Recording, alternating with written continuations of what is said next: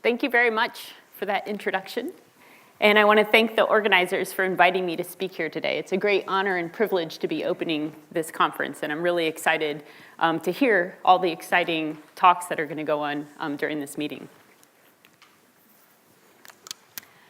So a long-standing problem in evolution is reconciling the tension between phenotypic stability and phenotypic change. Organisms are extraordinarily flexible, responding to life stage transitions, seasonal cues, and environmental change. Yet, it is these individual level responses that are often considered as irrelevant to understanding longer-term evolutionary processes. And so what I want to do today is make the case that it is exactly this flexibility of organisms that might help us to understand the mechanisms underlying one of the longest term patterns that we see in evolutionary biology. And that's on a macroevolutionary scale, stasis is the norm.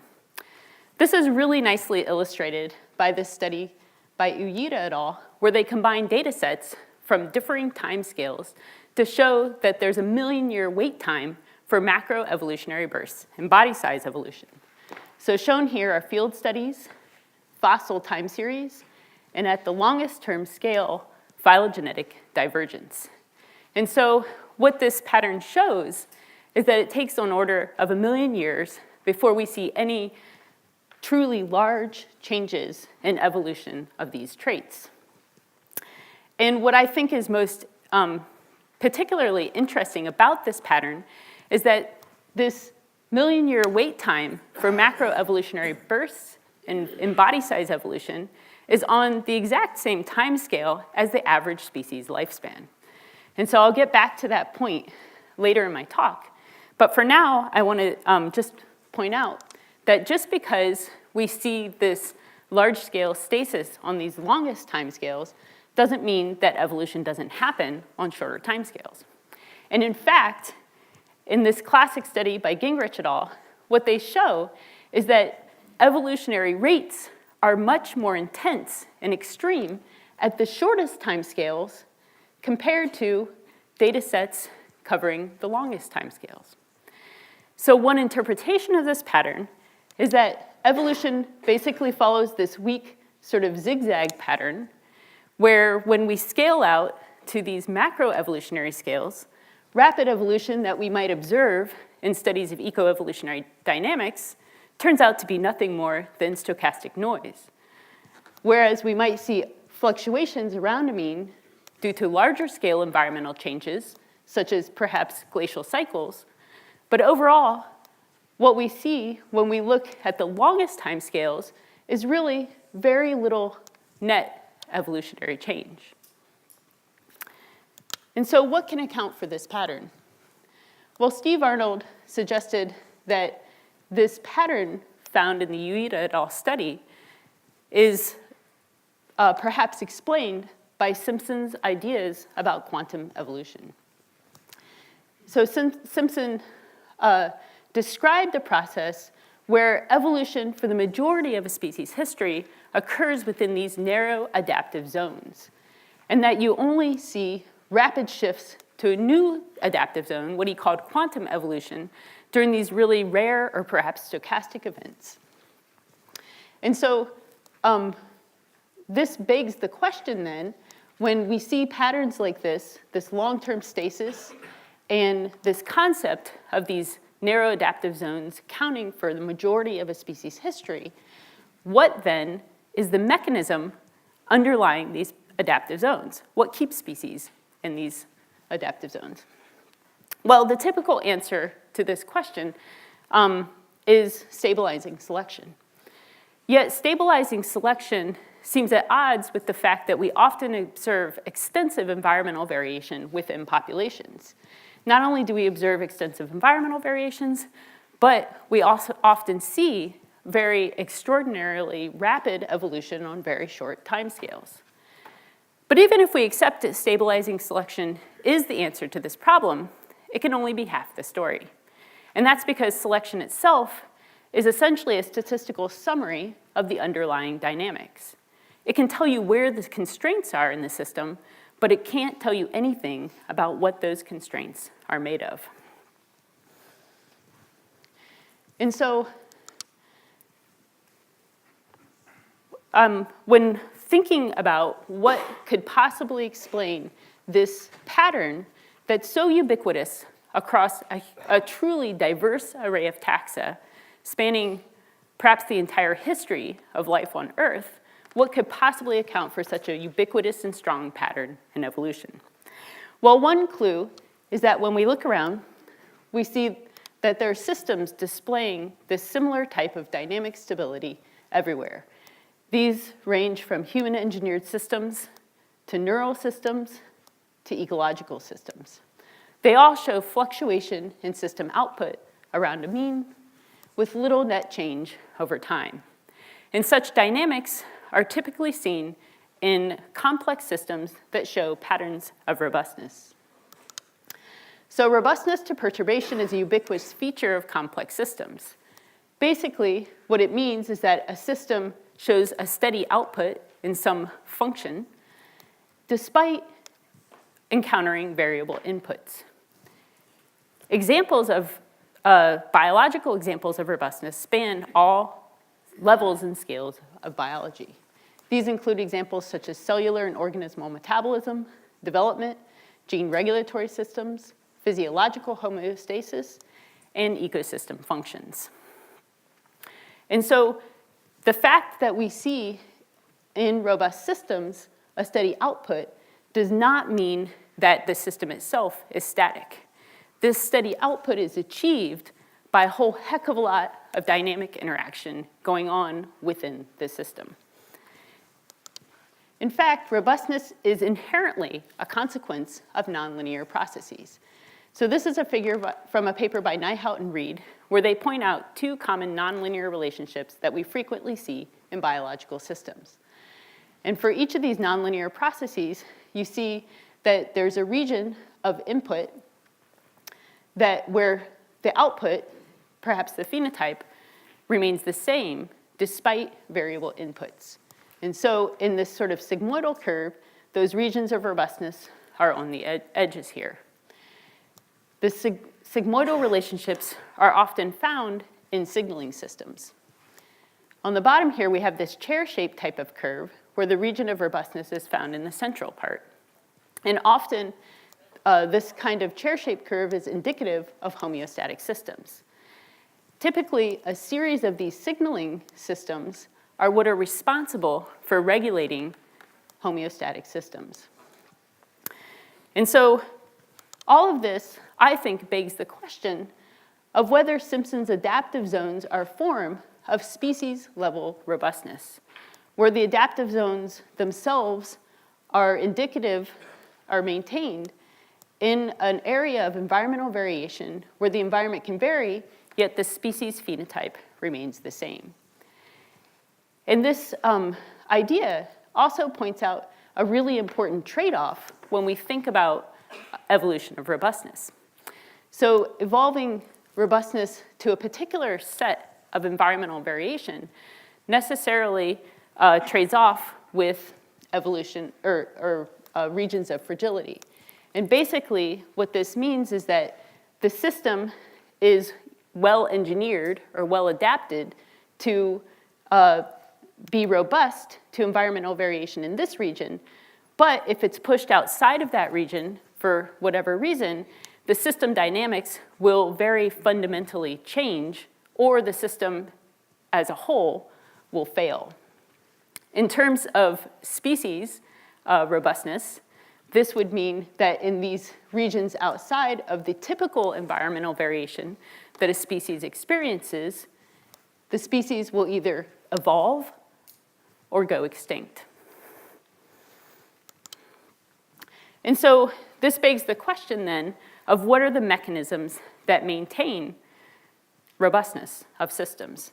Well, the mechanisms of robustness are actually pretty well described because there's been, this concept has been used for quite a long time to understand cellular and organismal functions, metabolic networks, and even ecosystem functions. And so I'm not going to go through the list of all these potential mechanisms. And instead, what I'm going to do today is focus on one mechanism that I think is particularly important in understanding robustness of populations. And that's the importance of feedback control for the system to maintain a steady state. So feedback control is a very old concept that's often used in engineering design, where you have a complex system that has a steady output, and this steady output is monitored by a sensor that essentially influences control of the system by comparing the direct output of the system with a set reference point. And so when that output substantially differs from the reference point, the controller changes system behavior to get it back in line. And so that's just a simple description of closed loop negative feedback control.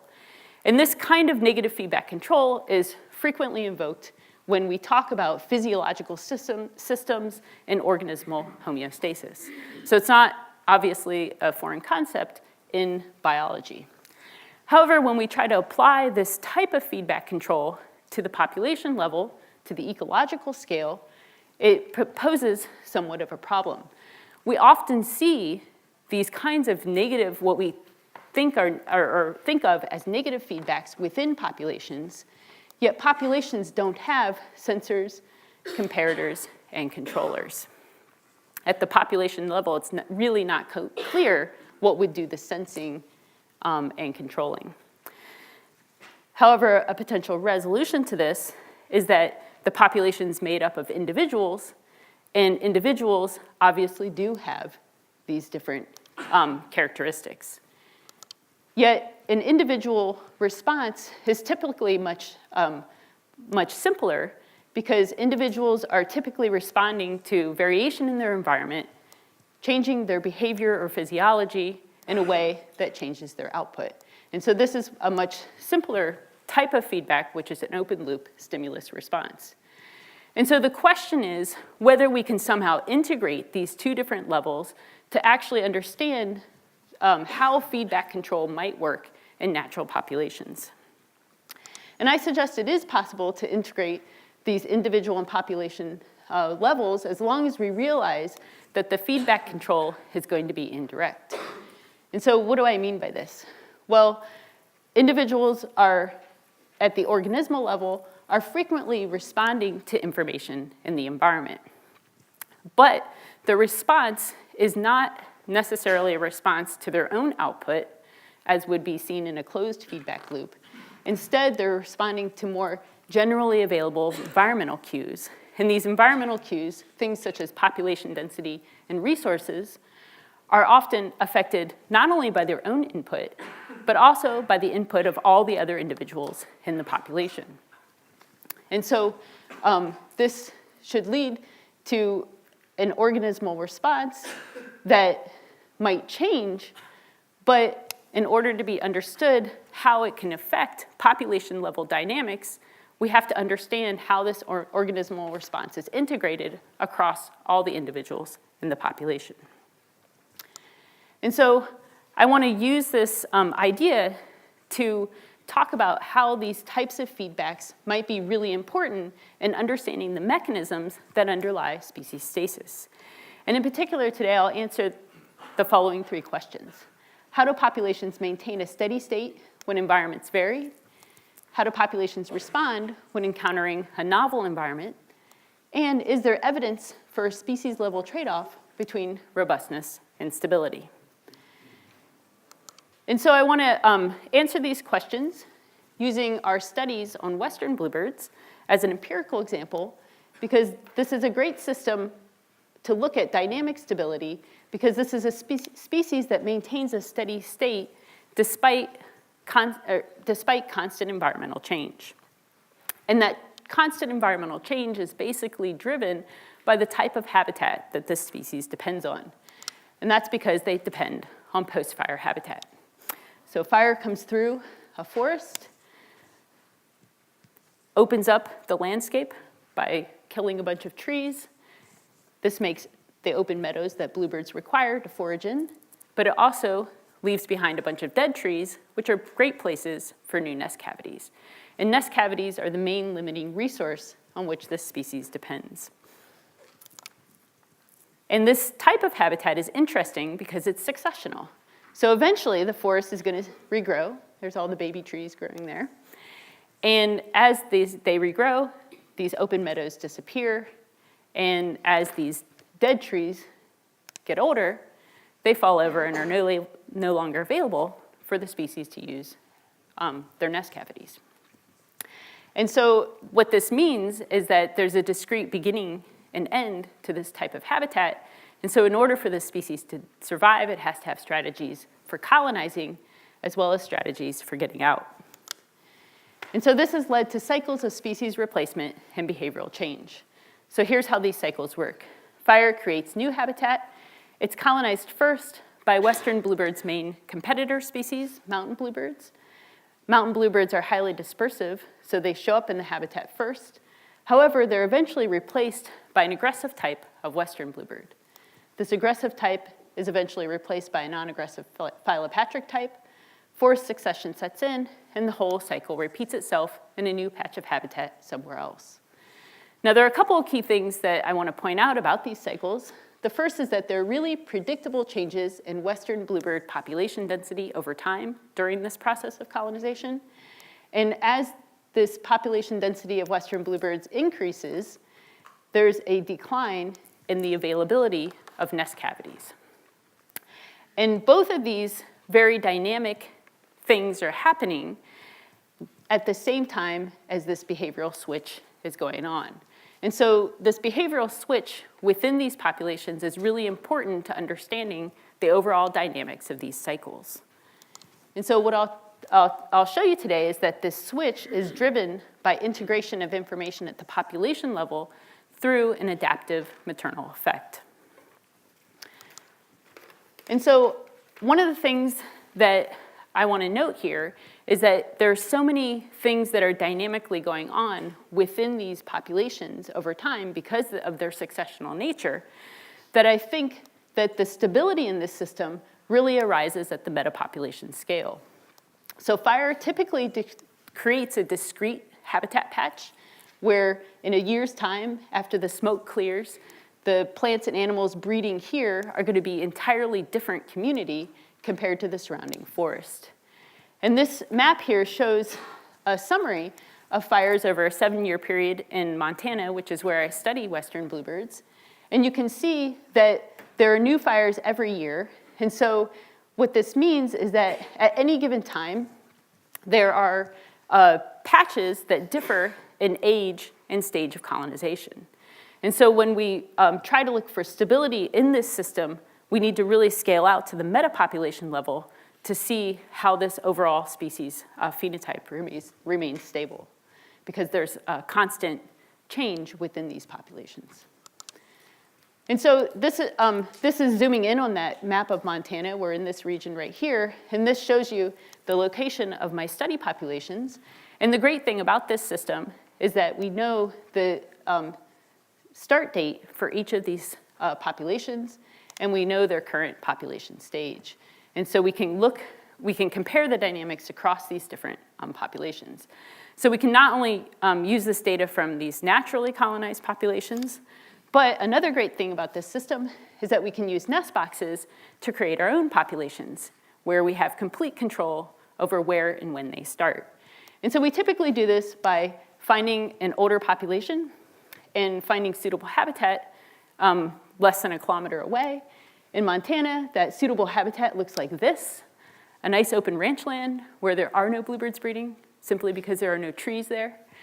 But there are plenty of fences to hang our nest boxes on. So we put nest boxes up in the fall. Bluebirds will colonize them in the spring, and we can go in and measure the fitness and phenotype of those initial colonizers. And because we do this in a paired fashion, they're basically breeding in a similar climatic and local environment compared to other populations that are at a much later stage. So we can directly compare the phenotype and fitness across the cycle. And so when we do this, this is a figure just summarizing the data from several studies that we've done. And what we find is that in these older, higher density populations, non-aggressive males have the highest fitness. Aggressive males do quite poorly in these older, higher density populations. However, when we look at the newly colonized populations, we see that aggressive males have much higher fitness than aggressive males breeding in the older populations, and almost equal fitness to these non-aggressive males in these older populations. Non-aggressive males are absent in the first few years of colonization. So they have no fitness, at least in the initial stages of colonization. And so we know quite a bit about why these fitness differences occur. These fitness differences are influenced by population density and kin interactions in these two different stages of colonization. So we have in these low-density new populations aggressive colonizers. They're better competitors, so they can acquire these large resource-rich territories in these populations and outcompete any other competitor species that got there before them, but they invest very little in parental care. And this is made up for by the fact that they acquire such large territories. At the other end of the spectrum, in these higher density older populations, we have non-aggressive males that stay and remain in their natal population, and that's really key to understanding their fitness because they're actually pretty poor competitors. Left to their own devices, they wouldn't get a territory at all. So they have to acquire a territory by cooperating with their relatives. And what they typically do is they bud off their parents' territory and acquire territory right next door, and the whole family will participate in territory defense.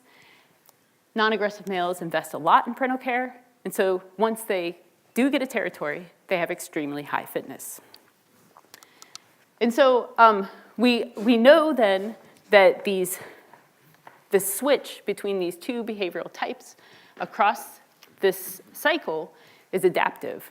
And so what I want to do now is talk about how this switch actually occurs. And in particular, what are the relevant feedback controls in the system? And so to understand this, we first have to realize that the dispersal decisions and the competitive interactions that are occurring among the parental generation are occurring at the same time as they're producing basically the next generation. And that next generation is then going to grow up and essentially contribute to the population and community dynamics that we expect to feed back onto future decisions made by the next generation. And so this is important because this overlap of generations combined with habitat selection in the form of territorial interactions means that parents are essentially constructing the environment that offspring will then experience. And so one of the most important findings for us in understanding how this maternal effect works that creates this rapid switch between these types is that territory quality influences the maternal effect on offspring behavioral phenotype. And so when these birds acquire these large resource-rich territories, they often have multiple nest cavities on their territory. And if they have multiple nest cavities on their territory, which is basically the birds shown in this white region of the graph here, they're much more likely to allocate very little testosterone to their eggs, and these offspring will turn out to be non-aggressive philopatric males. However, if they're on smaller territories, they do not have extra nest cavities on their territory, and in this context, females allocate a lot of testosterone to eggs and produce aggressive dispersers. And so territory quality then becomes a really important component of inducing this maternal effect. And the maternal effect expression, we know, drives these rapid changes that we see across the cycle. So this figure shows our maternal effect expression in these bars. These populations are lined up in the order in which they were colonized. This dotted line here is western bluebird population density, and the pie charts indicate the relative proportion of mountain and western bluebirds in each population. And so you can see in a newly colonized population that's mostly comprised of mountain bluebirds, western bluebird density is very low. Females are producing less aggressive stuns that will stay.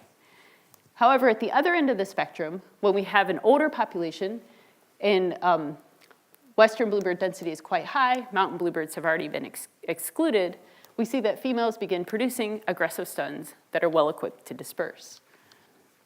And so from this population level data, this gives us some clues about how the maternal effect might be induced in this species, about the population level information that might be integrated at the individual level. However, there are just too many things that are varying in this population and across these populations to really pinpoint what the females are cueing into. And so we can go into one of our populations where we have data spanning several years to look at these changes within a population over time. So in this particular population, mountain bluebirds were excluded around 1999. And we have data in this population on the maternal effect and population density after that period. So we don't have to worry about variation in heterospecific competition, basically, within this population. Another important thing to note in this population is that we happen to be increasing the number of nest cavities in the population over time. This is one of our nest box populations. And we weren't doing this as a clever experiment. We were just greedy for higher sample sizes. But it turned out to be a really nice thing to do because it allowed us to essentially decouple the typical pattern of resource availability and population density over time. And in this population, we were able to show that it's not population density per se that's driving the maternal effect. Instead, because it was completely unrelated to population density across years, instead, the maternal effect expression was strongly correlated with net resource availability over time. So in years where there was a high availability of nest cavities, females were producing less aggressive sons that would stay. In years where there was a very low availability of nest cavities, females were much more likely to produce aggressive sons that can disperse. And so this really clued us into the fact that it's likely very local competition over resources that's inducing this maternal effect. And so we wanted to test this idea experimentally, and we can do that quite easily by finding a population that's at a very late stage of colonization. The population's pretty much saturated. There's not really any place for these non-aggressive sons to stay. And at this stage, females should be producing aggressive dispersers. However, we can go into this population and essentially trick half the females into thinking they're at a newly colonized population by simply adding an extra nest box to their territory. And when we do this experiment, and we've actually repeated this experiment for many different reasons many times, and we keep finding the same thing, females that get an extra nest cavity are more likely to produce non-aggressive stayers. Females that have only a single nest cavity on their territory are producing aggressive dispersers. And so this overall picture then is that what females are cueing in on is really resource availability. And we know quite a few things about how this organismal level controls work. So we know that the allocation of testosterone to offspring in the egg is really important for determining the dispersal phenotype of the offspring. And of course, offspring dispersal phenotype is going to contribute to these complex population dynamics that we observe. And another thing that we've more recently discovered that I'm not going to go into detail about today is that it seems that maternal stress is what actually induces the allocation of testosterone in the eggs. And I'm not going to go into details about that because Avi Padakari is going to talk about that in detail tomorrow. But what I do want to go into detail about is what exactly females are sensing. And I think this is a really important question that's often understudied in these studies that look at ecological feedbacks, because it helps for us to understand how the feedbacks work and how the system works if we know how the cue that's important on this larger scale is actually integrated at the level of the individual. And so how do females assess resource availability and these things like population density at the population level? What exactly is the cue? And so we know that it has something to do with the number of nest cavities they have on their territories. And so this leads us to think a lot about competition for resources. And so what I'm showing you here is part of the data that we sort of routinely collect in this population and that we started looking at in detail when we were trying to figure out where to look for the Q. And so what you see here are these gray bars, which indicate the number of competitive interactions that we observe on territories across the breeding season. And you can see that bluebirds show up in early March. That's pretty crazy in Montana. It's still pretty cold there, but they want to get there and get their territories settled. And we see quite a bit of competition between bluebirds for territories during this time. However, those territorial interactions abate by May because the bluebirds have figured out their territory and they've pretty much settled down. They're not fighting each other anymore. And instead, the reason I have this hashed box here is because May is a very important time. That's when females are actually producing their offspring. So that's peak oogenesis.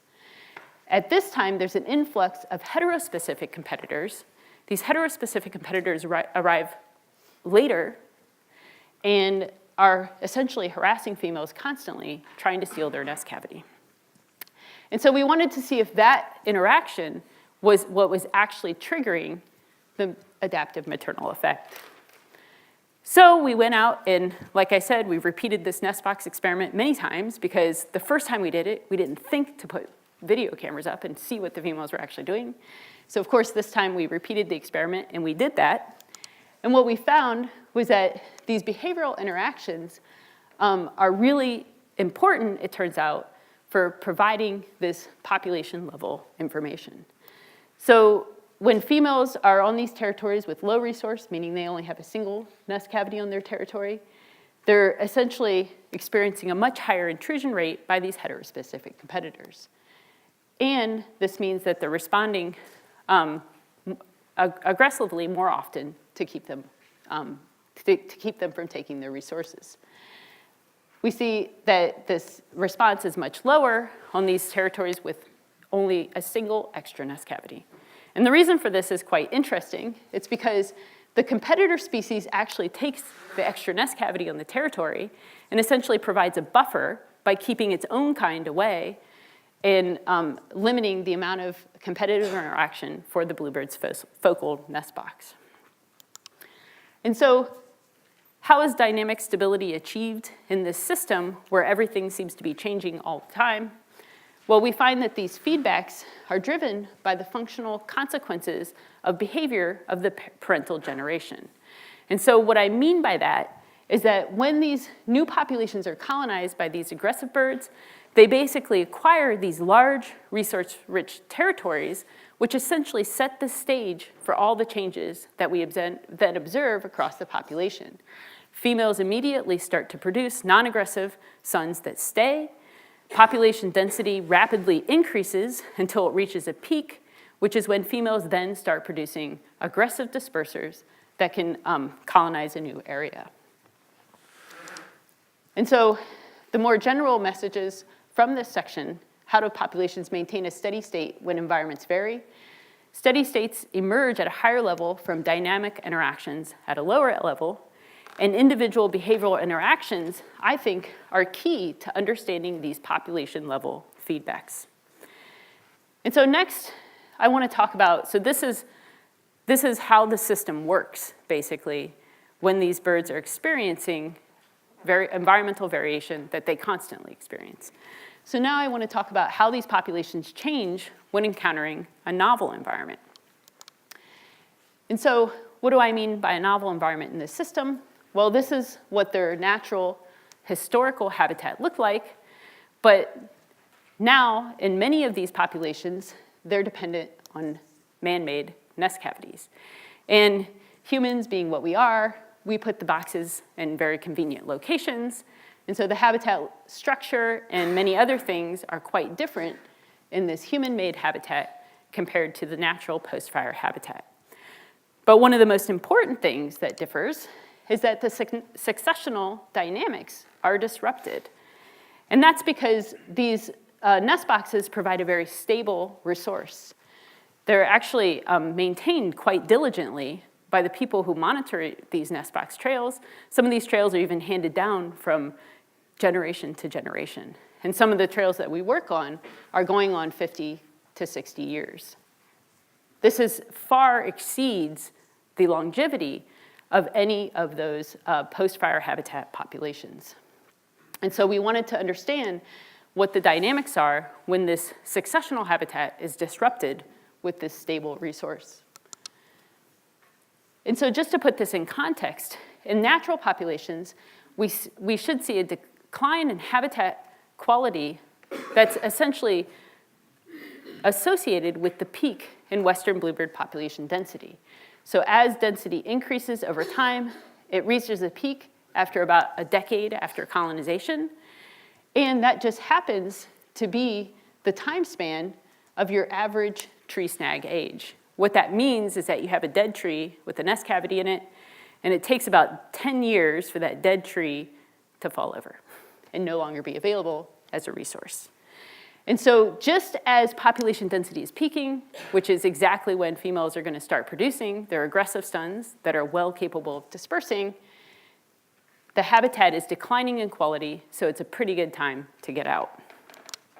However, in our nest box populations, habitat quality is not declining at all. Assuming that you have a good caretaker of the nest boxes, the resource is quite stable and the habitat is still of very high quality. And so what I'm showing you here is a figure from a long-term study site that we have 2 decades worth of data on. And the black line here are changes in population size over time. The red line indicates changes in aggression. And what we found in this population is that aggression basically rebounds after the period of the typical lifespan that would be a post-fire habitat, and essentially starts to go through new cycles of aggression and population size. And so this part of the graph is shaded because this population was colonized in the mid-90s. So this is about the time when this population would be declining in quality if it were post-fire habitat. And you can see that that's just about the time when we see this rebound in aggression. So what's going on here? Well, it turns out in this novel context, in these nest box populations, the link between aggression and dispersal is weakened. And that's because when females are producing aggressive sons, they're basically producing offspring that can breed anywhere they want. They can outcompete others, and so they can acquire territory anywhere they see fit. And so if they're in a natural post-fire habitat and the quality of the habitat is declining, of course that means that most of them are going to leave and find a new population to breed in. However, if they're in a nest box population where habitat quality is still quite good, then it's equally likely that they might just simply stay in their natal population and breed there. And that's exactly what we're finding when we look at these long-term patterns. But then what then accounts for these sort of cyclical dynamics that we begin to see? Well, the maternal effect on dispersal and aggression is still perfectly functional in this novel context. And we believe it's creating these novel cyclical dynamics. And we have a couple of pieces of evidence for that. First of all, when we look just at the data in this part of the figure, in the novel context, in the nest box population, we see that there's this strong negative correlation between population density and territory size. So when population density is very high, territories, not surprisingly, are much smaller. And when territories are small, they often have fewer nest cavities on them. And so this is the context in which females would be producing more aggressive offspring. And so if that were the case, then we would expect to see a peak in aggression in years following high population density. And that's exactly what we see. The other thing that we can note is that we see that changes, the other thing that I guess I want to try to explain in this data is why is population size itself fluctuating? Well, it helps to understand something about recruitment. And what we see is that changes in aggression from one year to the next are strongly correlated with offspring recruitment, such that when there's an overall population level change, a decline in aggression, that's a year where we see a much higher, higher level of recruitment in the population overall. And that actually makes sense because when females start to produce more non-aggressive offspring, even though those aggressive offspring might be able to go wherever they want and might choose to stay if they want to, those non-aggressive offspring don't have much choice. They're not going to get a territory on their own. So they have to stay. And so that's exactly what we would expect to see if the maternal effect's driving these patterns. And of course, not surprisingly, when recruitment is high, this leads to a higher population size. And so for the second question, how do populations change when encountering a novel environment? We see that pre-existing adaptations in the historical context lead to novel patterns of dynamic stability in the new environment, and that the system overall is able to accommodate by producing these cyclical population dynamics. And so now I want to tell you just briefly a little bit of evidence for this species-level trade-off between robustness and fragility. I would argue that the novel environmental change that they're experiencing that I just talked to you about is well within their region of robustness. But what happens when they experience environmental variability in those edges, in the regions of fragility? Well, we can go back to the turn of the last century and answer this question. Because at the turn of the last century, Americans were colonizing the Western United States. And of course, what do people do when they get to a new area? The first thing they do is they cut down all the forests. So there was widespread deforestation going on. And of course, it's the Wild West. There's no regulation at all. The loggers were creating these huge slash piles. This is important because we were also building a transcontinental railroad. These old steam engines used to have sparks flying out the top. And as they would drive through these logged forests, they would start hundreds of little tiny fires all throughout the Western United States. So some of the people in the West were a little annoyed at this. The air was always smoky. They were writing their congressmen back east. But it was the Wild West, after all. Who cared about those guys? Nobody listened to them. That is, until the Great Fire of 1910, which was absolutely devastating. In the summer of 1910, and by August, this was one of the hottest and driest summers on record to date that they had experienced. And we had all these hundreds of little fires burning on the landscape already by August. Then a low front came through, blew up a high wind with very little rain, and those little tiny fires merged into one mega fire.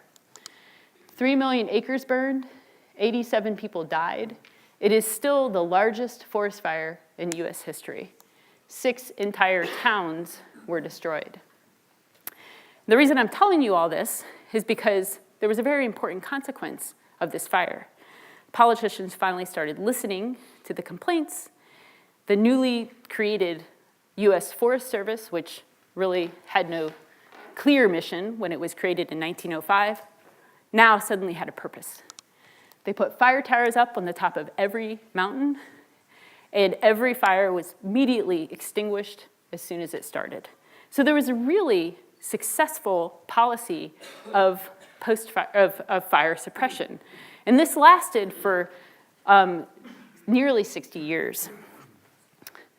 And of course, suppressing fire meant that post-fire habitat was no longer to be found. Western bluebirds actually went extinct, all this red area here, from much of their former range in the northwestern United States. And this green part shows the sort of low point of the range in this area. And it was still declining, but it was about this time when people started putting out man-made nest boxes. And that really saved this species from the brink of extinction. Now, the interesting thing here is that we seem to have found a region of environmental variation in which this species is fragile. However, I want to point out that there's a whole community of secondary cavity nesting species that also depend on this post-fire habitat, and none of them went extinct from any of these areas during that time. And so I think what explains Western bluebirds' unique susceptibility to this decline in their habitat that they depend on is that their strategy for maintaining robustness in this highly variable competitive environment is to be the top competitor. And over time, that's made them actually specialized on the highest quality nest cavities. So if you go into this post-fire forest, you'll see a lot of these species breeding in all kinds of crazy looking large holes or tops of trees, tree stumps, all those kinds of things, but not Western bluebirds. They only get the best. And in fact, mountain bluebirds, their main competitor species, isn't so snobby, doesn't show such disdain of any old hole that they can find. And so here's just an example of a mountain bluebird that was published as a note in one of the bird journals, breeding in a hollowed out hole in an arroyo made by probably ground squirrels. And so mountain bluebirds populations were perfectly fine during this period where Western bluebirds had gone extinct from much of their former range. And so is there evidence for a species-level trade-off between robustness and fragility? I think that this example suggests that there is, and that in particular in this species, evolving robustness to their highly variable competitive environment seems to have traded off with flexibility of resource use. And so I just want to wrap up here by going back to the sort of larger question that I started with. And I think that understanding the trade-off between robustness and fragility is actually really key to predicting evolutionary outcomes. And so I don't think that it's a coincidence that the million-year wait time that's shown in the Uyeda data set for macroevolutionary bursts is on the same order of magnitude as the average species lifespan. I don't think that's a coincidence at all. Because I think that what happens when species are pushed out of their zone of environmental variation, their adaptive zone, is that, yes, that's probably where major evolutionary changes occur. But I think it's equally likely that, or maybe probably even more likely for most species, that they will simply go extinct. And so I just want to end by saying that I think that this potential trade-off between robustness and fragility is even more of an important question for us to understand the mechanisms underlying it now than ever before. And that's because as a species, we're creating some of the most globally important environmental changes that this planet has ever seen. And I think that it's important that if we can understand for various taxa where those areas of fragility are, it might help us to not only predict evolutionary outcomes in the future, but it might also help us to understand what species are going to be most vulnerable as environments change. Thank you.